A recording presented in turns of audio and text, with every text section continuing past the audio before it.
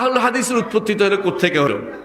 আহলুল হাদিস বা আসহাবুল হাদিস তারাই যারা ইমাম আহমদ ইবনে হাম্বলকে জিজ্ঞাসা করা হয়েছিল যে রাসূলুল্লাহ সাল্লাল্লাহু আলাইহি ওয়াসাল্লাম বলেছেন যে আমার উম্মত ৭৩ ভাগে বিভক্ত হবে, আমার উম্মত ৭৩ ভাগে বিভক্ত হবে, তার মধ্যে একটি ছাড়া বাকি ৭২ ভাগ জাহান্নামে যাবে।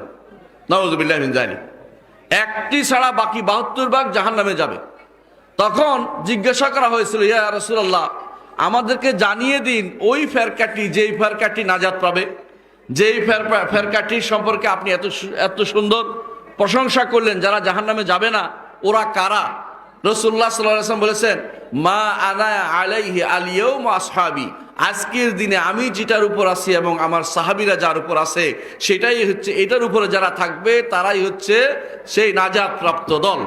নাজাত প্রাপ্ত দল যদি হতে হয় হাদিসের অনুসরণ করতে হবে, কারণ রসুল বলেছেন আজকে আমি যার উপর আছি সেটা আর কিছু নয়, সেটা হাদিসের অনুসরণ।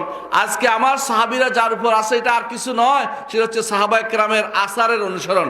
আসার বলা হয় এদেরকে, আবার আসারিও বলা হয়, এদেরকে আহলুল হাদিসও বলা হয়, এদেরকে আহলুস সুন্নাহও বলা হয়, এদেরকে ফেরকাতুন নাজিয়া বলা হয়, এদেরকে আরো বলা হয় এরা হচ্ছে আত-তায়েফাতুল মানসুরা, সাহায্যপ্রাপ্ত দল এদেরকে বলা হয়। এরা সবগুলি একই জিনিস, কোনো পার্থক্য নাই।